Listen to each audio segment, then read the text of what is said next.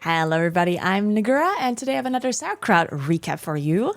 So, a lot of people have gotten level 60 so far. I think we're up to 90 level 60s at this point. So, yeah, let me mention some of them. So, we had Bröki reach level 60, which sparked a celebration that ended up with some people getting their hair shaved because they were doing a bet that Bröki would not make it to level 60. So, Hanno, Vlask, Bröki himself shaved their heads and Kutcher as well. So 3 people getting shaved. They look beautiful now, by the way. Very beautiful. Then we had Meres and Mauki hit level 60, which was amazing. They were super fast. They were much faster than I was, even though they started much later. So yeah. But Meres is also incredibly efficient.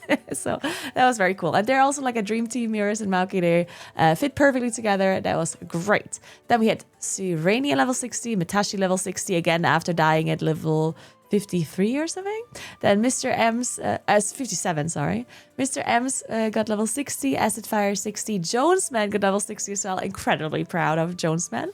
Denson level 60, Aspect level 60, Matthias got level 60, Papa Platte got 60 again, which was incredible. And I myself have gotten level 60 by turning in the MC attunement, the Molten Core attunement, by solo lava skipping in BRD.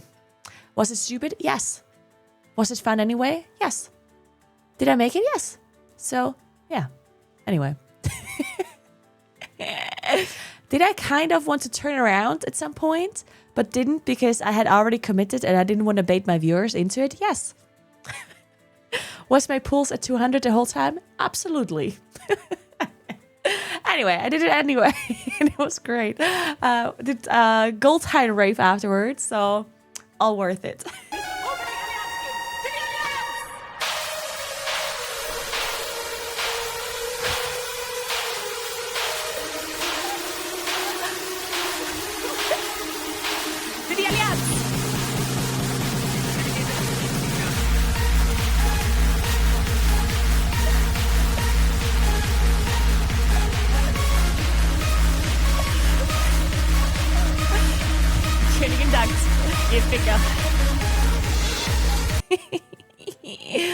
Alright, then we had a couple of deaths. Unfortunately, Salty Dane died with level 60 as he got aggro on one of the bosses in LBRS. It happened really fast. Like, he did also like admit afterwards that, you know, he was playing for damage. It was his mistake. Obviously, he got aggro, you know. Then, yeah, the boss turned around and casted a tank buster on him, and he just like he got crits. Like he basically just died instantly. There's a big drama afterwards because he said something like, yeah, there was just no heal. So he has like a really dry humor, and he like it was just kind of like a meme where he was. Or at least that's what he said. Like, he said it was a meme because it's like an insider WoW joke where, you know, like somebody gets one shot and asks for a heal afterwards, or like, where was the heal kind of thing. People didn't feel like it was a meme and people got really mad about it. Now, I feel really bad for Sal today because either, like, no matter if this was a meme or not, like, if you die on a level 60 character out of the blue, like, you're, like, in shock for a second, right? And then, what do you say afterwards? I don't know, like, you have to just think about it for a second and process it, I guess. And sometimes people just say weird things after, like, an event like this, right? Like, maybe you've noticed something like this. Sometimes I also react very strangely when things like this happen. Like, sometimes I laugh. Sometimes I make a dumb joke. Like, sometimes I'm just like, it looks like I'm happy about it. I don't know. Like, I am also weird about it. And either way, like, he said something, like, right afterwards that people, like, thought was, like, against his healer. And, like, he was blaming his healer when it was his own mistake. But he immediately afterwards, like, talked to the healer and talked to the group. And everyone was kind of, like, agreeing that it was all fine, except the community. The community was really mad about whatever happened, and apparently we're sending him death threats and like loads of death threats and like wishing him stuff in real life, and like people were relentless, which is horrible because he already had so many issues, right? He had issues with his PC, he had disconnects, he had 2 disconnect deaths.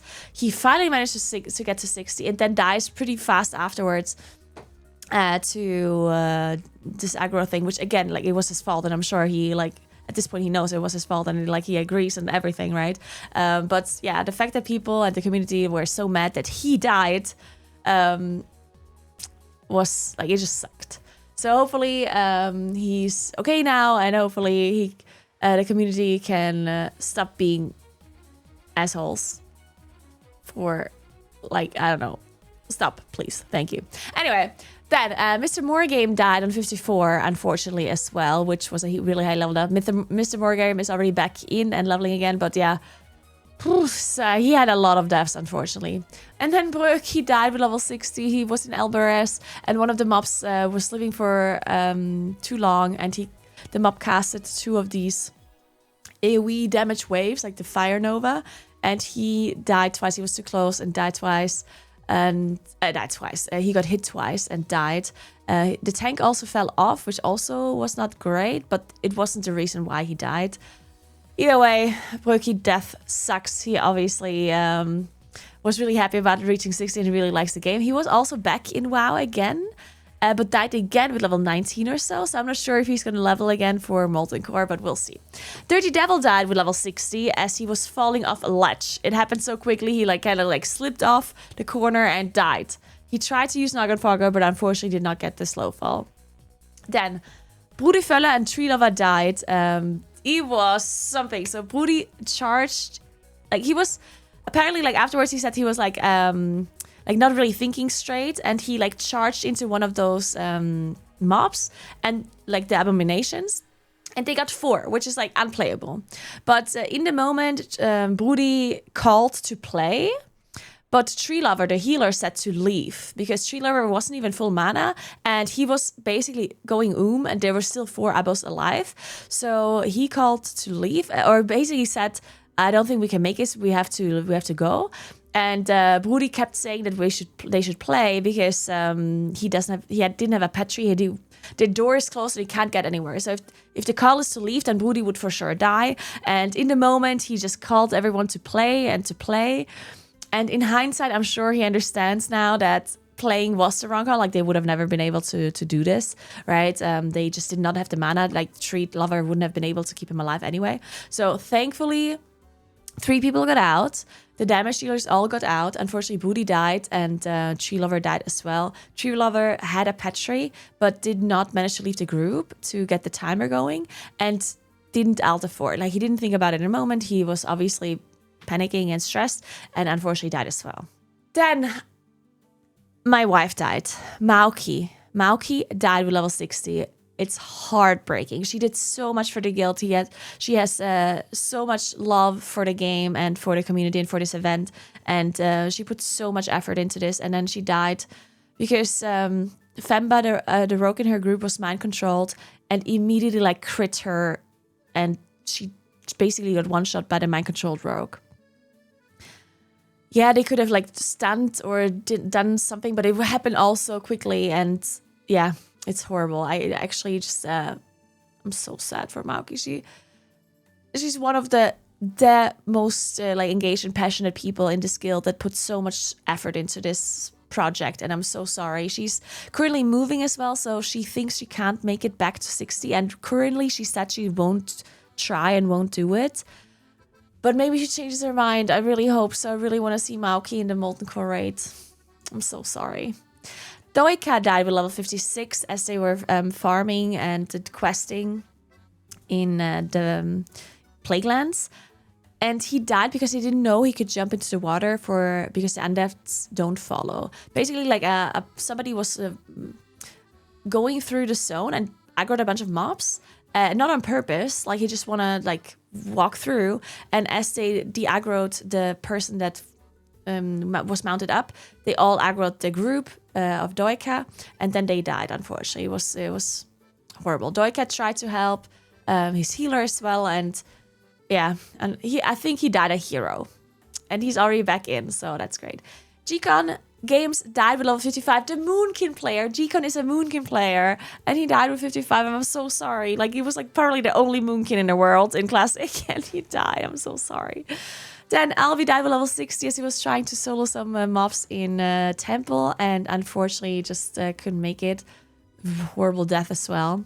And Nilana died with level 53 on her warrior in Plaguelands 2, and that's horrible as well. But Nilana is such a great player, and unfortunately just like was overwhelmed by some of the mobs there. I hope she's playing again. She was considering a different class though, because she can't do warrior again. Then Rirex, one of the most geared level 60 hunters, died in Maraudon as he was trying to solo the boss for Miris, but he disconnected. It's horrible because he could have soloed Princess and he's doing so well, but he disconnected and died. Miris thankfully survived, but yeah, horrible. He's already back in and leveling again. Then we had a bunch of close calls. One close call was with Miris in a dungeon, and he handled it so well. He was like, everything's cool, don't panic, all good. Which, in the end, it was all good, so that was great. Then we had a close call with Cuddy in BRD as they were trying to do the bartender. And they pulled too many mobs as the pathing was weird.